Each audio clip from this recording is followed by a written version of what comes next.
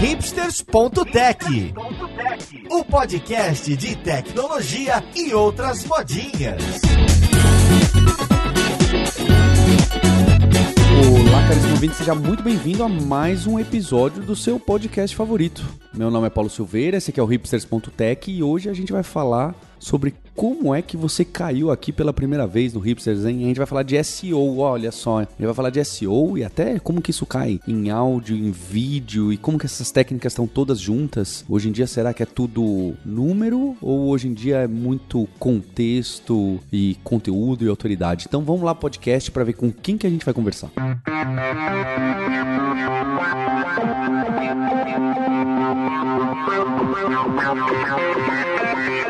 Para essa conversa aqui de hoje, eu tô com o Juan Barbosa, que é especialista em SEO na Ecto e também tem trabalhado com a gente. Como você tá, Juan? Tô bem, muito obrigado pelo convite, Paulo. Fico muito honrado de estar podendo compartilhar aqui um pouco de conhecimento com vocês. Tô também com a Ana Mascarenhas, que é Tech Lead da Escola de Marketing aqui da Lura. Como você tá, Ana? Oi, Paulo. Oi, pessoal. Tô ótima, honrada de estar aqui hoje também. Muito animada pro nosso papo. E também tô com o Alexandre Polselli, que é analista de SEO no Contabilizei. Tudo bem com você, Alexandre? Tudo ótimo, Paulo. Muito obrigado pelo convite aí de vocês. É um prazer estar aqui. E também temos alguém da Globo, que legal. Sempre muito bom ter a turma da Globo aqui por perto. Tô com o Felipe de Andrade, que é especialista de SEO na Globo. Oi, Felipe. Oi, Paulo. Boa tarde, pessoal. Bom, prazer estar aqui com vocês. Obrigado pelo convite. É sempre bom trocar ideias sobre SEO e ver perspectivas diferentes do pessoal. Pra gente começar esse podcast, eu acho que SEO acho que virou um tópico muito amplo, não é? Porque o que antes era, olha, o que você precisa melhorar é o page speed, o que você precisa melhorar é a densidade da palavra tal. O que você precisa fazer é ter pessoas de outro domínio linkando para você com a palavra podcast de tecnologia e etc. Hoje eu acho que não existem mais pequenas regrinhas que geram um resultado imediato onde você possa fazer a ligação. Olha, Juan, eu mexi nisso aqui, logo, passado 3 dias, aumentou o posicionamento disso, disso e daquilo. É óbvio, acho que alguns casos até existem, mas se a sua empresa já existe, seu conteúdo já está lá há algum tempo e você não está simplesmente ignorando todas as técnicas de SEO, eu acho que parece que cada vez a caixa preta do Google e das outras ferramentas tem funcionado. Até porque eu acho que Google e essas grandes ferramentas, né, essas grandes spiders aí, web crawlers, eles nem sabem mais exatamente como eles indexam. Né? É tanta inteligência artificial, é tanto sinal sendo imputado de um lado para melhorar o resultado e a experiência de quem está buscando, que o que eu vejo é que fica até complicado. Não é mais, olha, quantas palavras, o tamanho, a velocidade, quem está te linkando, etc. Isso tudo agora tem mais 300 sinais que são colocados nessa rede neural gigantesca, que não é só isso, né? Tô dando um exemplo. E aí sai do lado do outro lado, tá bom, se buscar aqui, essa página é em primeiro lugar. E é difícil, né? Quem criou o algoritmo criou um monstrinho que hoje em dia é gigantesco e fica todos os times de SEO tentando descobrir, né? Peraí, o que será que o algoritmo tá dando valor que a gente ainda não percebeu que tá tão claro? Queria que vocês começassem falando justo se o cenário é esse, se é complexo ou se ainda tem um pouco espaço do tal do SEO técnico que dá pra você olhar. Não, olha, isso aqui precisa. Você precisa ter X páginas com N palavras, precisa ter figura, não esquece do auto-image porque senão, sabe? Ou tem algumas coisas fáceis assim. Tudo isso acho que vai depender também muito do nicho da que a gente está falando. Acho que para determinados nichos, por exemplo, vou falar do meu dia a dia aqui na Globo, a gente tem todos os domínios são nichados, né? A gente testa em um produto uma coisa, a gente testa outra coisa em outro produto e não dá o mesmo efeito que a gente esperava. Então acho que tem muito mais de que tipo de conteúdo que o Google também está entregando para aquela busca que você está fazendo. Isso também pode ser, acaba não replicando para outras estratégias. Acho que tem isso também, entender que formato que o Google pede para aquele conteúdo. Se vai ser mais texto, se vai ser mais vídeo, se vai ser mais imagem ou se vai ser só vídeo. Então tem esses poréns, assim, que acho que é importante também, né, a gente estar ligado para conseguir atingir o maior alcance de pessoas. E igual você comentou, né, Paulo, que toda hora tem fatores novos, até antigamente o pessoal tinha um número mágico de quantos fatores o Google considerava para a parte de SEO, o pessoal colocava na faixa ali dos 200, 300 fatores que o Google considerava como fator de ranqueamento. E hoje esse número com certeza é muito maior, a gente não sabe com exatidão o número exato disso, mas igual você comentou, com essa questão da IA aí embutida no meio e outras, né, tecnologias, com certeza a gente tem bem mais variáveis aí nesse meio.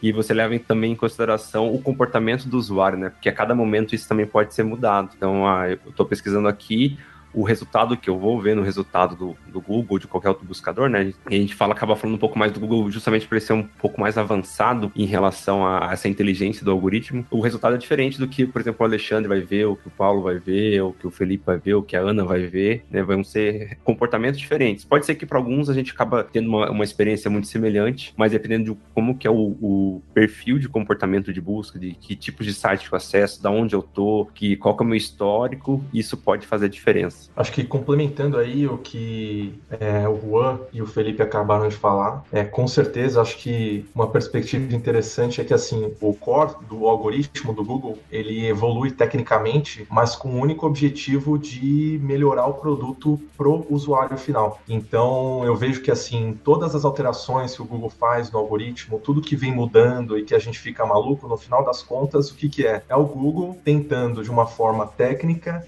montar um produto que o usuário final vai ficar cada vez mais engajado e vai conseguir consumir cada vez mais e passar cada vez mais tempo consumindo o produto do Google, porque no final das contas ele precisa desses usuários para suportar a maior fonte de renda deles, que é o Ads. Né? Então, é como se fosse aquela figura daquele dragão comendo o próprio rabo, né? O Google, ele precisa sobreviver do Ads, mas para isso ele precisa ter um mecanismo de busca gratuito excelente, né? Então, é essa constante briga entre criar um produto excelente, entender o que o usuário busca, entendo que também muito da parte da evolução do algoritmo do Google se dá por conta dos SEOs tentando manipular o algoritmo, né? E o Google tentando se defender disso de alguma forma, né? E acaba criando, né? Tapando essas falhas e criando um produto cada vez melhor. E aí cabe a nós tentar entender o que é que ele está fazendo, né? Quais são essas novas regras do jogo que ele implementa a cada momento e seguir de acordo com essas regras aí, né? É isso. E o bacana, até complementando o que o Alexandre falou, é que na nossa rotina de trabalho também, no momento que a gente consegue achar, entre aspas, que a gente descobriu os novos segredos da última atualização de algoritmo, o Google já atualizou de novo e aquilo que a gente estava fazendo já está um pouco ultrapassado e aí você tem que correr atrás e enfim, é um eterno teste AB, é um eterno acerto e erro, né? Você coloca em prática as otimizações que a gente acredita que está dando certo, elas dão certo por um tempo, e aí chega um momento que estagna, né, fica estabilizado ali, você fica, opa, é sinal que o algoritmo mudou de novo, então deixa eu correr atrás das últimas atualizações, deixa eu entender o que eu posso fazer para mudar agora. Mas é justamente isso, é sempre muito focado na experiência do usuário e na melhor experiência do usuário, né? Tanto o nosso conteúdo ali, trabalhando no SEO, quanto o algoritmo do Google, ele sempre vai estar trabalhando para isso. Tem uma questão também que envolve muito o nicho que você está trabalhando. Então, por exemplo,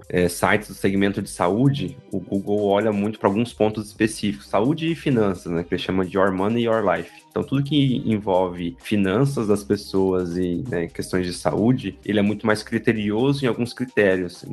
Criterioso em alguns critérios fica meio redundante, né? Ele é muito mais criterioso em fazer algumas classificações. Então, por exemplo, ele vai olhar muito de questões mais de quão confiável é o teu site, qual é o corpo docente que está escrevendo aquilo ali, quem está avaliando, quem está assinando aquele conteúdo. E, enquanto que, por exemplo, se você tiver um site diferente desses nichos, isso talvez não seja tão importante. Às vezes, ter o autor lá, se ele não for um médico ou um super, hiper especialista daquele teu segmento, não vai ser uma coisa que vai pesar tanto na avaliação dele. Já nesses outros segmentos, isso pode acabar sendo mais importante. E então, agora pensando nesses montes de features que o Google pode considerar, o que a gente pode pensar que são pontos importantes, que fazem muito sentido? Não é? Eu lembro que Juan, que acho que você até que foi me trazendo aos poucos e eu vejo o pessoal também falando e que contradiz algumas coisas antigas, é tipo, quanto tempo a pessoa passa na página, né? Depois que ela faz uma busca, quanto tempo ela passa numa página. É óbvio que o Google não pode saber, mesmo que você tenha Analytics, né? O Google internamente não faz essa junção por política de privacidade. Mas se eu clico num link e caio ali numa página da Globo, da Lura, e depois eu não busco de novo pelo mesmo termo, pode ser um indicativo de que a pessoa atingiu com sucesso o objetivo dela. Eu busquei por aquela palavra, caí lá, não busquei mais. Aquele tipo é um tipo de palavra que realmente não tem recorrência em busca, então é sinal que aquela página atende bem aquele tipo de usuário para aquela busca. E então, para isso, o bounce rate seria uma métrica importante, saber, né? O average time que a pessoa passou. E aí, um exemplo de métrica, não que eles usem, mas que a gente tem que ficar atento, é até a quantidade de links externos. Porque teve uma época, acho que esse é um bom exemplo, teve uma época que todo mundo falava assim, não fica linkando muito pra fora do seu site, porque senão o usuário sai do seu site. É um link pra fora do seu site. E porque o Google vê que você tá dando importância, né? Tinha isso. Aí hoje em dia eu percebi que a abordagem mudou. Tanto que algum desses gurus de SEO, você vai ver, ele linka pra um monte de página de concorrente dele do mesmo assunto. Me parece que é ele, tipo, querendo mostrar pro Google, olha, a pessoa vai cair aqui, aquele Patel lá, né, que é famoso, que tem alguns artigos, né, deve ter gente que não gosta, mas tudo bem. Ele tem lá, aí você vai ver, ele linka pro artigo, olha, o que é SEO, ou alguma coisa, não é bem isso, né? Ele linka dos próprios concorrentes dele. E ele põe, olha, você também pode ler disso aqui no blog do meu concorrente. Eu acho que o que ele tá querendo fazer é falando, olha, o meu artigo é melhor que o dos concorrentes, porque se alguém cai aqui no meu, ele resolve, porque eu tô inclusive linkando pro, né, se você criar uma teia ampla de links bem estruturados, é óbvio, não é uma lista de URL ali, para que a pessoa que buscou por aquele assunto, por um podcast de SEO, caiu lá e não saiu mais, porque dentro aqui do podcast de SEO do Hipsters, ele caiu num de SEO que a Globo participa, e um artigo nosso e não sei o quê, e com isso ficou completo, né? Aquela página é tão boa que a pessoa não sai, não busca de novo, etc. Logo, as features como bounce, average time, número de links contextualizados para fora e para dentro, etc., começa a fazer sentido. Esse meu raciocínio é ok para vocês? Faz sentido esse raciocínio? Porque é um pensamento meio amplo, né? Não consigo quebrar em, para isso tenha a palavra-chave que você quer 7 vezes. Não é isso. É mais amplo que isso. E aí? Então tem, acho que do primeiro ponto que você levantou lá, tem um misticismo que é bem antigo, assim, que o pessoal comentava que se você não tivesse o Google Analytics no teu site, você não conseguia fazer SEO, você não teria um bom SEO. Então, uma coisa bem antiga também, era um mito que rondava e que é totalmente falso, né? Então, não é o fato de você não ter ou ter o Analytics se você vai performar melhor ou pior, né? E aí entra essa questão na política de privacidade que você comentou do lado do Google.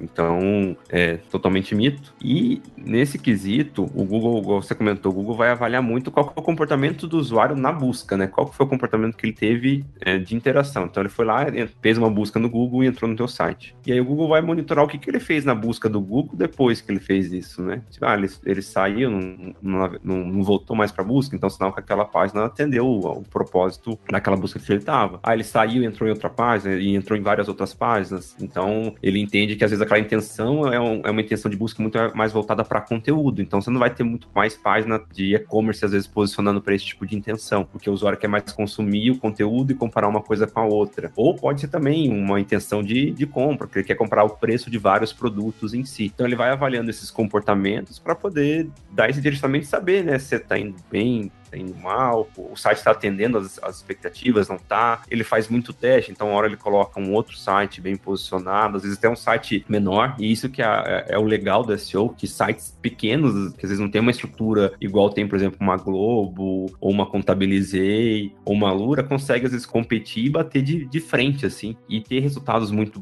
né, satisfatórios e incomodar aquele concorrente grande. É muito bom esse ponto do Juan, até complementando essa questão, né, que o pessoal da comunidade acabava chamando de pogo sticking do Google, que com certeza, assim, o Google ele tem a forma dele de enxergar o comportamento do usuário, e isso é totalmente independente do que nós, donos de websites, enxergamos, né, tanto que você pode fazer uma gestão de um website sem sequer ter um Google Analytics ou um Google Search Console instalado. Você pode usar um Adobe Analytics, que é uma ferramenta que não conversa em nada com o Google. Então ele tem a forma dele de enxergar o comportamento de busca do usuário. E outra questão até sobre o bounce que você comentou, essas métricas são completamente manipuláveis, né? Você pode chegar no Analytics e configurar como é que você quer que seja o teu bounce rate, né? Quantos minutos você quer que o bounce rate seja considerado, enfim. Você manipula aquilo. Então, o Google não pode depender dessas métricas, né? E aí, sobre a questão que você comentou das linkagens externas, né? Com certeza, tem a questão dos nichos. Cada nicho vai necessitar de linkagem externa de uma forma completamente diferente. Os sites Your Money, Your Life vão precisar de uma questão de IAT, né? Muito mais forte do que sites que não têm um conteúdo tão sensível para o usuário. E nessa mesma questão sobre a linkagem externa, é interessante pontuar que, assim, hoje, até dentro dessa questão do IAT, o Google ele quer que você tenha links externos para sites relevantes, né? Por exemplo, um site.gov, né? Um site.org, que são sites que o Google ele tem plena confiança. Então, ao você linkar para sites de confiança, você está dizendo para o Google que você fez a sua lição de casa, né? Se você está falando de um assunto sensível, não é porque você acha, né? É porque você fez pesquisas, você tem uma fonte de referência, como se fosse na academia, né? Você vai desenvolver um TCC, você não criou tudo aquilo do zero. Você pesquisou, você teve as suas referências e conversa bastante com a própria forma como o antigo PageRank, né, foi criado.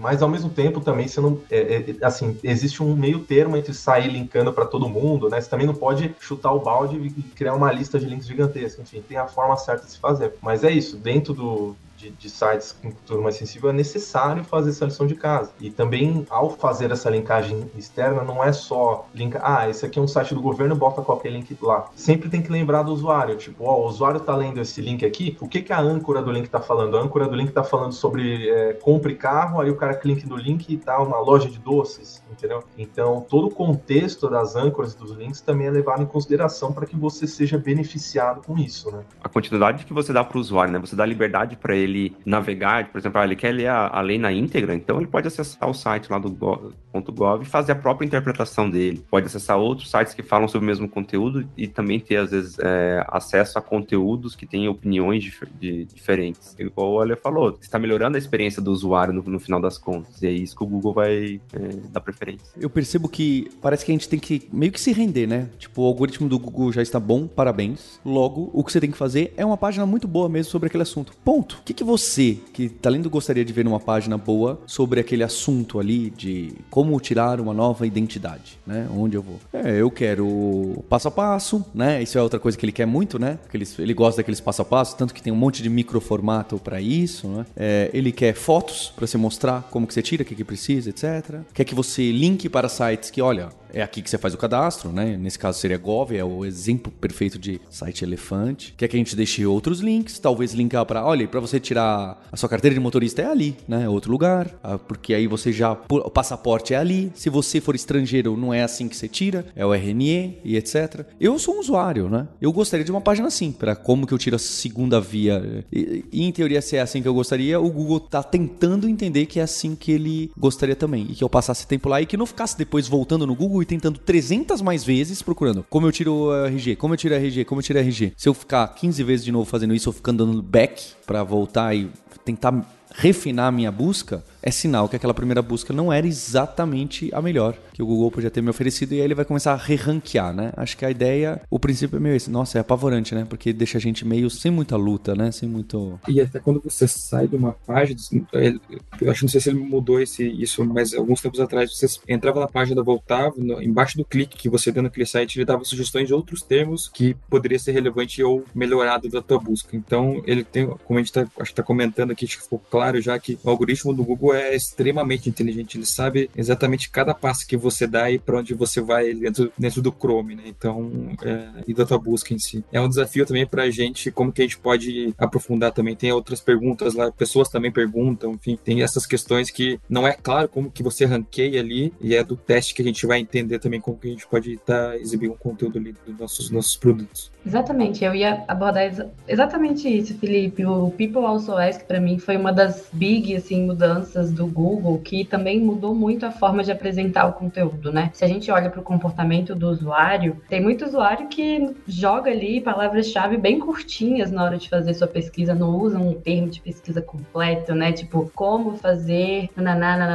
XPTO. A pessoa só joga lá o XPTO fazer, né? Como é que eu faço isso? E essa nova aba do Google, do People Also Ask, né, das pessoas também perguntam, trazem ele várias alternativas de termos de pesquisa que complementam o pensamento daquele usuário ou não. Então já vai assim, o Google vai um passo à frente ali do usuário para falar, olha, eu entendi a sua pesquisa, você quer pesquisar sobre isso aqui, mas olha esse subtema, será que é um desses temas aqui? Responde sua pergunta, e aí a pessoa nem sequer precisa entrar no site, né? Apenas clicando ali no drop-downzinho já vai vir um parágrafozinho, um trecho puxado de dentro de um site, reduzindo, né, vamos dizer assim, fazendo um resumo daquele conteúdo para o usuário, e muitas vezes o usuário nem precisa mais entrar no site. Ele tirou a dúvida dele, entendeu o que ele queria ali na própria SERP do Google e sem precisar dar outros cliques. Isso é sensacional também, cara. Isso que a Ana comentou É muito interessante, né? Que ela falou assim, tem né, a busca ali, você faz, e aí já aparecem as perguntas que os usuários normalmente acabam fazendo sobre aquele tema, e muitas vezes as pessoas ficam quebrando a cabeça, assim, tipo, que tipo de conteúdo que eu vou trabalhar,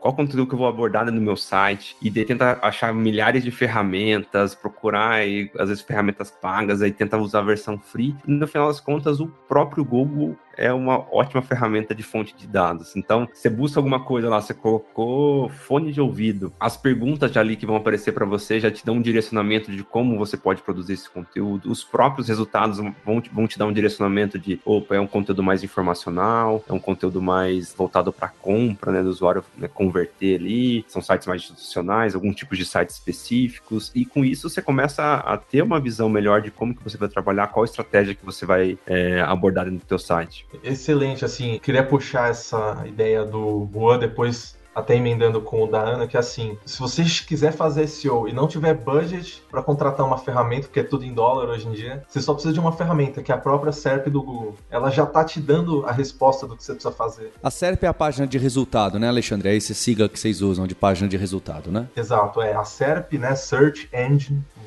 Results Page, é a página que aparece quando você faz uma busca no Google. E o Google já fez o trabalho de entender todos aqueles conteúdos e ranquear os 3 primeiros lá. Ele já sabe o que o usuário quer. E aí, entrando no ponto da Ana, né, que assim, até com a preocupação do Paulo, que assim, o Google, ele tá cada vez mais tomando conta, né, da tua liberdade como, entre aspas, SEO ou dono de website, porque quando as pessoas ficam muito preocupadas em, tipo, construir um SEO muito técnico, muito perfeito, ali, sem pensar exatamente no que o usuário quer, o Google sabe quando você está fazendo isso, e aí ele mesmo vai chegar e falar, amigo, desculpa, eu tô tirando a tua liberdade aqui como SEO, eu vou escolher teu título, eu vou construir teu título, eu vou construir tua meta-descrição. Então, hoje, o algoritmo do Google está extremamente poderoso. O maior exemplo disso são os feature snippets, que, basicamente, o Google, por liberdade própria, entra no teu conteúdo, ele vai lá e constrói um parágrafo por conta própria. Ele pega trechos do teu site, ele seleciona trechos do teu conteúdo e constrói sozinho um parágrafo para responder a dúvida do usuário, que vai ficar ali disponível no primeiro resultado da SERP, sem que o usuário tenha que sequer clicar, né? Que foi o que a Ana comentou. Isso é o maior exemplo de que, assim, o Google sabe quando está tentando manipular e, de repente, a melhor forma, às vezes, de você se posicionar em primeiro não é se preocupar tanto assim, é claro, tem os fatores técnicos e tal, mas se você souber construir um excelente conteúdo, um parágrafo que responda perfeitamente a dúvida do seu usuário, você não precisa fazer um grande trabalho, porque o Google vai enxergar isso, vai pegar você e jogar lá para cima, né? Ele vai construir o parágrafo ali do feature snippet sozinho. Então, às vezes, se você saber olhar bem para o conteúdo e saber entender quem é o seu usuário e responder a dúvida dele, às vezes tem um peso muito maior do que outros fatores, né?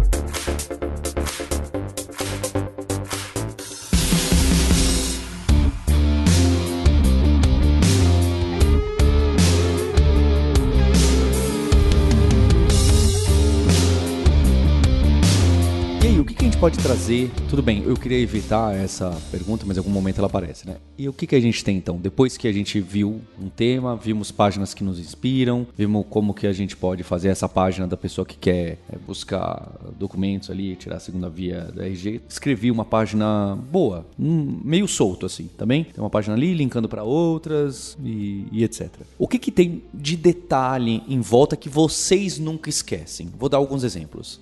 Aí começa já a coisa mais técnica, né? O H1, o title, microformatos, não esqueça de uma imagem que também tenha texto nela dentro dela, por causa hoje em dia, do Google Images e de várias outras coisas. Entende? O alt, aqueles detalhezinhos, aquele checklist que hoje a gente já sabe que não é isso que vai fazer mágica, não vai ser mesmo, mas também não tem pra que você ficar lutando contra, né? Não tem pra que você não ter H1s e ter um title horroroso e uma página que demora 40 segundos pra carregar, né? Não quer dizer que o inverso vai te fazer em primeiro lugar, mas você também ficar apelando aí é complicado. Então, o que é esse checklist? Eu imagino que vocês que estão em empresas grandes têm até isso de maneira automatizada, e aí tem o SEMrush, eu não sei o que passa em cima e crawley e fala, não, isso aqui é verdade e tal. Mas quando você tá pensando mesmo no dia a dia, quais são ali os 5, 10 que, olha, não esquece de ver isso, não esquece daquilo, toma cuidado com esse? Bom, acho que pensando especificamente na parte editorial, acho que além do ponto de do título e da questão do H1 e tudo mais, eu acho que a questão de você saber usar a palavra-chave que você quer ao longo do conteúdo e sinônimos que estão atrelados a ela, acho que é importante. Acho que o Google não é mais palavra-chave por palavra-chave. Ele tá ficando inteligente. Ele não vou só colocar, por exemplo, renovar CNH 55 vezes num texto de 100 caracteres que vai ser horrível, né, o texto. Então acho que é mais, tem esses, entre aspas, macetezinhos, né, que você vai colocar, se você quer usar para renovar CNH, você vai colocar ele no título, você vai encaixar esse termo ali na primeira palavra, no primeiro parágrafo, mais uma no segundo, e tentar variações ou frases mais amplas que encaixam esse termo. Acho que isso é o que pode, sim, de prática, que pode ajudar, e também você publicar esse conteúdo em conteúdos relacionados sobre CNH, por exemplo, ou RG, você colocar o link para essa nova página, para que aquele conteúdo vai estar indexado, ela já tem um peso, já tem um valor para os olhos do Google, e você distribui esse valor para essa nova página, vai potencializar o teu resultado. Acho que do tutorial, a pessoa que realmente vai lá, a redatora que vai escrever, acho que tem que pensar nesses pontos, e também a questão de experiência da página. O que eu posso agregar para a experiência do usuário naquele conteúdo ali, né? Se você for texto, ele fica um pouco maçante. Você tem que pensar também ele, talvez quebrar por tópicos, para a pessoa bater um olho ali, ver o que ela vai ter, o que ela vai encaixar, se tem um vídeo explicativo. Isso acaba também agregando a experiência do usuário na página. Eu gosto de olhar bastante a parte técnica em si, porque é legal você entender o comportamento, o que o usuário está procurando, como que ele busca, mas no final das contas, e eu considero esse um dos pontos mais importantes, no final das contas o Google não conseguir ler o teu site, de nada adianta, toda essa estratégia, todas essas ferramentas, tudo isso não serve para nada, né? Então o primeiro passo é, será que o Google consegue ver o conteúdo do meu site? Ele consegue navegar nas páginas do meu site? E isso é um problema que afeta vários sites hoje em dia. Antigamente, tinha muito problema com Flash. Talvez algumas pessoas nem lembrem o que é o Flash em si, que é uma coisa mais antiga, vai até denunciando um pouco a nossa idade. Mas hoje em dia você já não vê mais sites em Flash, e aí você acaba vendo bastante site desenvolvido em JavaScript, né? Em algumas bibliotecas de JavaScript, em Angular, React, Vue. Então você tem, né, diversas bibliotecas e frameworks sendo desenvolvidos, então a programação acaba evoluindo muito rápido. E o bot do Google é um robô, né? E dos outros buscadores é um robô, que ele tem certas limitações na hora que ele está passando ali no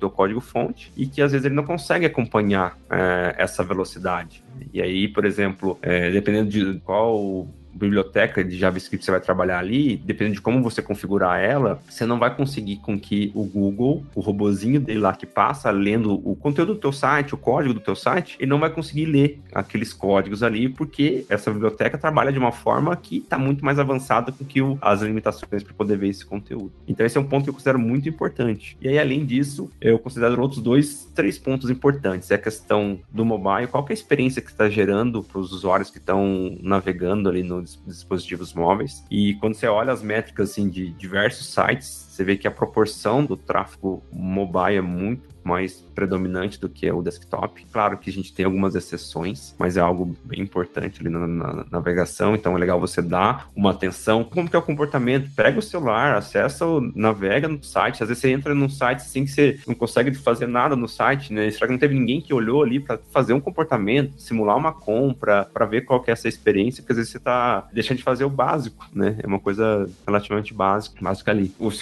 terceiro ponto é a questão de performance. Então, o quão rápido que está o teu site, né? Qual que é a experiência que está gerando para o usuário? Ali você clica, você vai acessar um conteúdo, a resposta é rápida, você está lendo algum conteúdo assim, o conteúdo fica estável na tela, não fica mexendo, não gera um desconforto visual, o tamanho da fonte está legal. E são coisas que se for colocar, assim, né, uma experiência que você está gerando ali para o usuário. E aí um outro ponto que também é importante e gera muita discussão, muito assim, separação e às vezes em alguns estilos de profissional é a questão de backlinks. Tem muitos outros profissionais de SEO que são especialistas nessa construção de backlinks, que é conseguir links externos de outros sites para o teu próprio site. E tem profissionais de SEO que são mais focados na parte técnica, tem profissionais que são mais focados na parte de conteúdo. E querendo ou não, né, sempre gera uma discussão. O Google às vezes fala que essa questão do backlink acaba não tendo tanto peso, mas alguns testes já que eu realizei, alguns estudos você vê de mercado, você vê que acaba tendo um efeito, pode ter tanto um efeito positivo e às vezes até negativo, depende de como que isso é trabalhado. Mas é uma coisa que basicamente você mostra para ele assim, o quão relacionado você é dentro do teu teu nicho, dentro do teu mercado, né? Mesma coisa quando você, por exemplo, é um profissional lá, um advogado. Se você é um profissional que tá saindo na mídia, tá saindo, né, fazendo lá dando uma reportagem pra Globo, você tá aparecendo no jornal da tua cidade, né? Você tá tendo citações, né? Então, pessoas mencionando a tua marca. Então, quer dizer que você é referência naquele assunto, né? Que você tem uma autoridade para falar naquilo ali. E pro Google isso é bom, porque um dia você fala assim, opa, aquela pessoa lá, o Paulo, ele fala muito sobre programação, tem citações em vários portais, então ele é um cara que é referência nesse segmento. Então, quando tiver algum conteúdo dele, eu vou dar preferência pro conteúdo dele. O que o Juan e o Felipe falaram aí tá perfeito, né? Tem que ter uma estrutura para atender teu usuário, né? Não tem como. Você tem que ter uma experiência para atender teu usuário e isso é quase que obrigatório. Acho que o que eu consigo complementar aqui é que, de repente, assim, tem 2 jogos, né, que você pode jogar ali dentro do SEO. Tem o jogo de quem tá começando. Quem tá começando vai ter outros desafios. Então, você tá começando um site agora, você vai começar um negócio agora, você criou tua própria empresa, você vai começar a fazer SEO. A tua estratégia vai ser completamente diferente do que uma empresa que já está estabelecida no mercado de orgânico. Você pode até ter um nível tech e de conteúdo parelho ao de grandes empresas. Isso não significa que você vai conseguir brigar com elas no Google. Então tem bastante dessa questão da autoridade dos domínios. Você pode ter uma estrutura, você precisa, né, como o Rô comentou, ter uma estrutura tech que você tem que pelo menos permitir, né, o tech tem que estar assim em dia, né, para garantir que o algoritmo vai pelo menos conseguir ler teu conteúdo e indexar, beleza. Aí a gente vai pro passo do que o Felipe comentou. Aí a gente começa a fazer as otimizações, né? Começa a olhar para title, olhar para a distribuição das palavras-chave e tal. Mas também não adianta você fazer isso se você deve fazer isso, mas não vai surtir tanto efeito se você está começando. Então aí você tem que começar a olhar para outras coisas, tem que começar a se especializar, fazer um conteúdo, tipo assim, 1000 vezes melhor que o teu concorrente, de alguma forma, né? E quando você tá na, entre aspas, briga de cachorro grande, né? Aí o desafio é outro.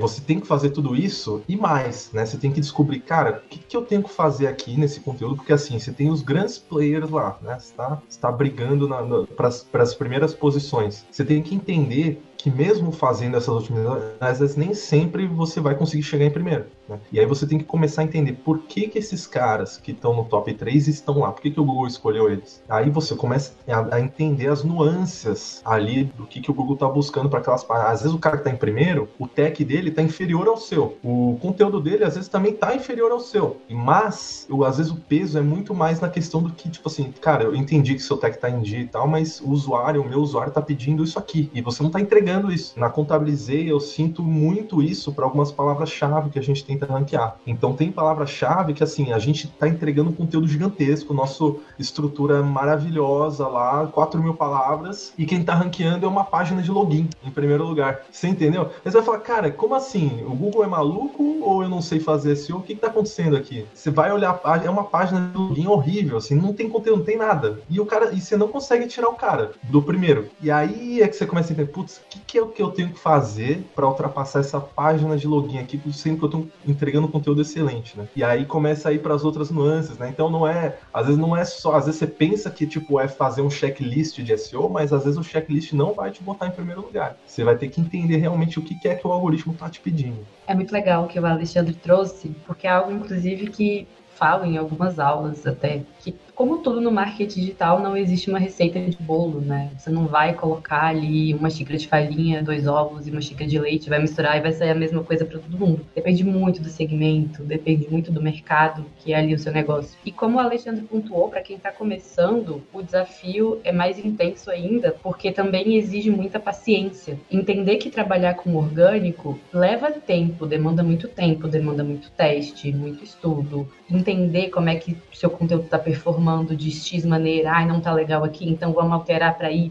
então vamos alterar para outra. Então, assim, trabalhar com orgânico demanda tempo. Acho que a questão maior é a paciência mesmo de entender como o SEO funciona, como você vai começar a brigar ali por umas posições até você chegar de fato na primeira página, que já é o principal desafio. Putz, cheguei na primeira página, agora sim, vou otimizar ali outras questões, aí entra, né, na briga de cachorro grande, para começar a disputar as primeiras posições. Então, é uma batalha muito de paciência que vai dar, é a contramão do tráfego pago, né? A contramão de você pagar para o Google para o seu conteúdo aparecer ali nas primeiras posições pagas. Essa parte aí é mais, vamos dizer assim, não mais fácil, mas você vê o resultado mais rápido. Você está vendo o clique entrar e você está vendo ali o usuário interagir com a sua página e você está vendo a conversão acontecer. No orgânico é muito diferente, né? Então exige um trabalhinho bem mais minucioso, bem mais dependente de estudo mesmo, dependendo de pesquisa, dependendo de entender a sua persona, né? Do seu cliente ideal, como é que ele está se comportando, o que é que ele quer ver, o que é que ele quer ler no seu site. Então, são muitos depende, né? São muitos e se, são muitas variáveis. Não tem como a gente bater o martelo e falar, não, esse checklist aqui é o perfeito e você vai usar para o seu site e vai dar super certo. É um problema falar isso, porque não tem como a gente saber.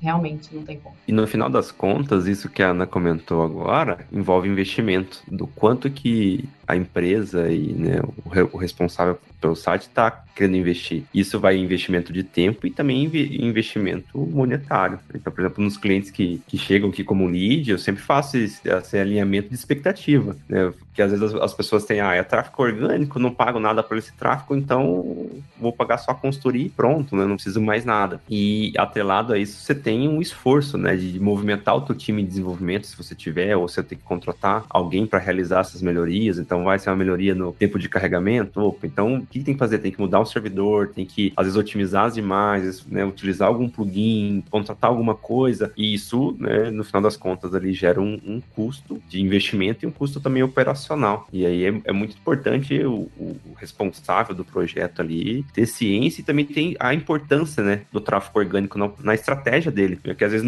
você pensa no curto prazo, o SEO não vai te dar um resultado assim, tipo, em grande maioria dos casos, não vai te dar assim, em um mês você já vai estar bombando de visitas e um monte de gente entrando organicamente, os leads caindo, né? Então é uma coisa que você vai construindo gradativamente. É um investimento que você faz para que lá na frente você consiga ter um equilíbrio saudável ali em relação ao que você investe em tráfego pago, nas redes sociais, em outros canais, e o quanto que você consegue também ter de retorno no tráfego orgânico, para você ter um equilíbrio, né? Que um mês você não ter mais um investimento, então, por exemplo, teve que reduzir a verba de anúncios, né, na mídia paga. E aí, você vai ficar refém só desse tráfego, e o SEO, ele não é o fato que às vezes você não tem, às vezes alguém de SEO olhando ali que vai cair o teu tráfego ou algo assim. Você consegue ter, se você manter o mesmo padrão de qualidade, os mesmos cuidados que você tem, a chance de você manter e até aumentar, ela continua, né? Não é uma coisa que vai cair do dia pra noite, a não ser quando o Google faz algumas atualizações, aí o jogo pode virar. Daí pode ser tanto pra cima quanto pra baixo. Eu vou trazer alguns dos tópicos rapidinho, que são os que eu gosto bastante, né? Eu gostava muito de colocar a mão em duas coisas. Em AMP, em páginas AMP e em microformatos, não é? Então, acho que quem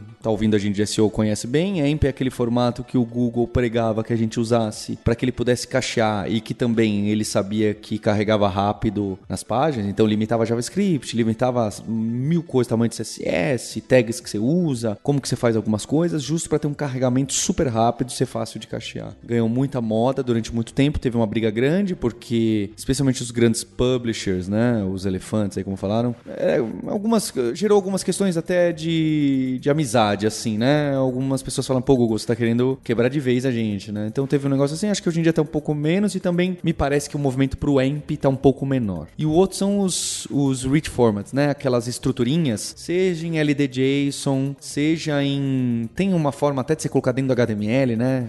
Acho que hoje em dia LDJSON é o mais, mas tem vários mecanismos de que você vai lá, é a web semântica, né? Você vai lá, abre o meio do seu HTML ali, abre um sistema de comentário e fala assim que essa página é um artigo, esse artigo é dessa categoria, o autor é o Paulo, de uma forma estruturada, não HTML, né? Que o Google tem que olhar aquilo lá e usar adivinhação para entender o que é o título, o que é não sei o que, quem é o autor, e qual é a categoria, qual é a data de publicação. Então eu queria saber como que andam essas duas coisas que são bem técnicas, né? Microformatos e o AMP. E até se vocês tiverem algum outros desses super técnicos de fazer lição de casa, se vocês fazem, não fazem, usam muito, não usam. Acho que o Juan é a maior prova aí do desafio que a gente está passando aqui na Contabilidade para a AMP, né?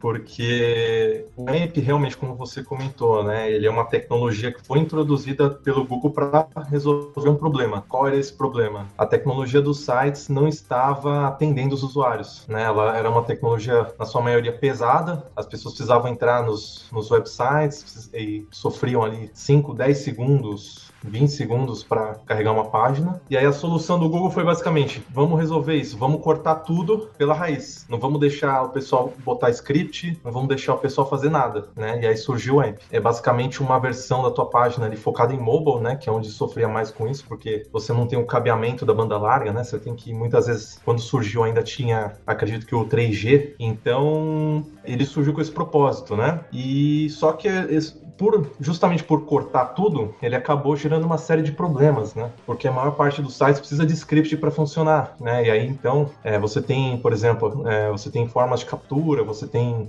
scripts customizados que você entrega para o teu usuário quando ele acessa seu site, enfim.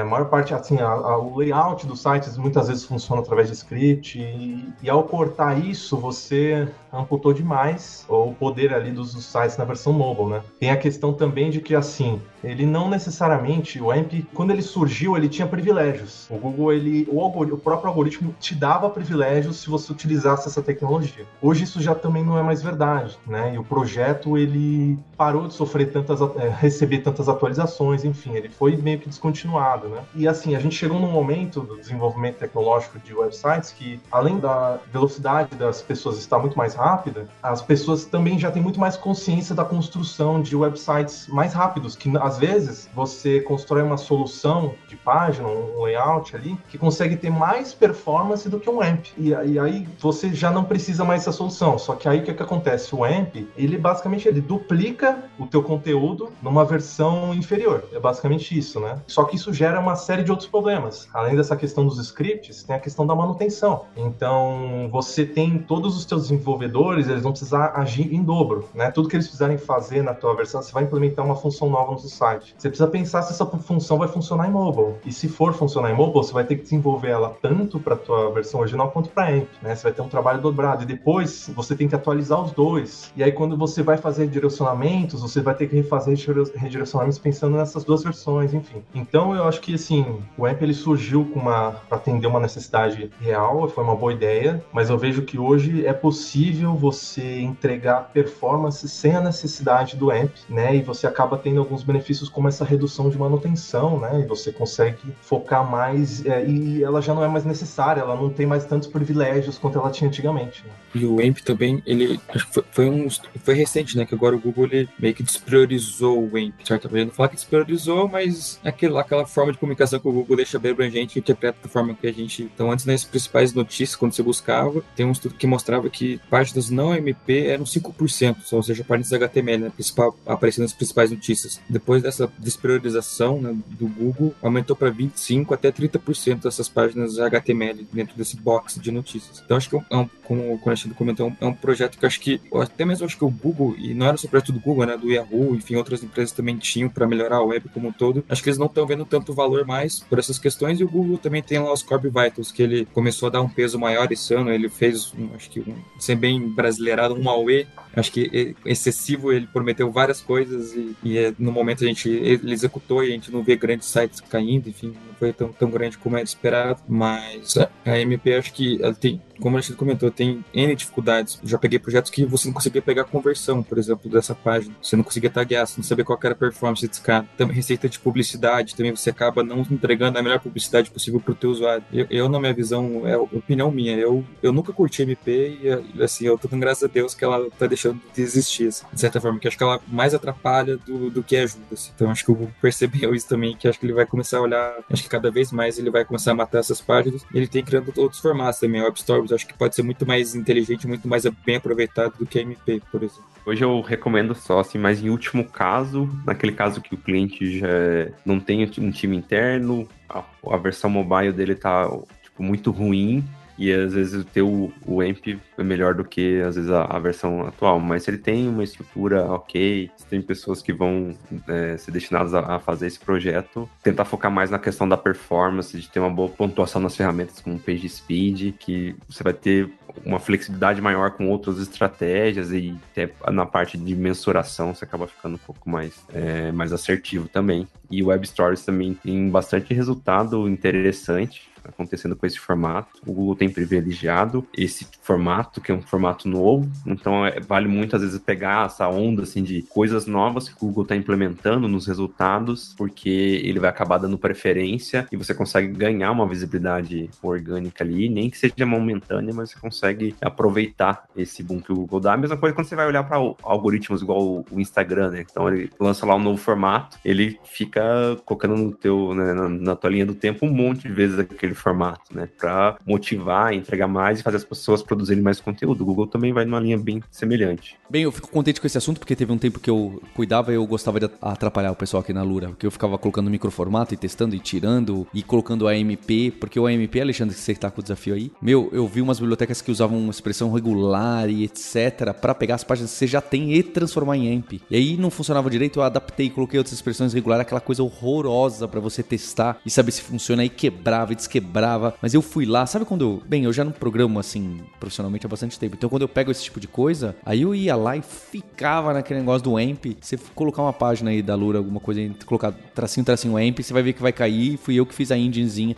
Peguei algumas bibliotecas, adaptei outras, o pessoal aqui da Lura também, né? Mas eu participei ativamente nessa parte do código, que é assim, eu tenho orgulho do resultado, mas não orgulho do código, com certeza. Então eu queria agradecer aqui a vocês, deixar também, né, que a Ana Mascarenhas aqui da Lura já tem um curso de SEO de fundamentos novo que a gente lançou e a gente vai montar toda uma formação inteira, tá? Com base, acho que a gente tá muito em linha com o que vocês colocaram, não foi combinado, viu? Com o Alexandre e Felipe ficou muito legal, porque dá essa amplitude, não é? Porque tem pessoal de conteúdo, tem a ver com o pessoal que entende do usuário, a ver com o pessoal técnico, a ver com programadores e programadoras. Ficou um bicho complicado, não é? Acho que teve até uma época, acho que é legal isso, não é? Teve uma época que ele foi indo muito pro SEO matemático, programação e código e hackzinho, e aí eu acho que de uns 4 anos pra cá, isso começou a perder, e a parte mais de conteúdo, storytelling, arquitetura de informação, como você organiza, como você linka quem com quem, começou a ganhar muito mais peso. Não sei se peso pro Google, mas pra comunidade. Eu sei que tem uma comunidade de SEO muito forte no Brasil, né, que eu gostaria até de estar mais próximo. Então é muito interessante ver que, é óbvio, tem tudo aí ao mesmo tempo. Então fica aqui o agradecimento e espero que quando tiver melhor aí o Google de voz, ele comece a perceber, né? Meu sonho é quando você digita assim, SEO melhores práticas, ele vai perceber, olha, nos minutos 37:05, o Felipe Andrade da Globo falou no hipsters.tech tal frase nesse dia, já que ele transcreveu, entendeu, colocou contexto, sabe quem falou e tal. Acho que esse dia não está longe. Então, a gente vai deixar uns links para alguns posts nossos de SEO, do pessoal da Ecto também, do Juan, que faz um bom trabalho. E fica o agradecimento a você, ouvinte, pela audiência, pelo download e pelo nosso compromisso numa próxima terça-feira. Hipsters, abraços, tchau!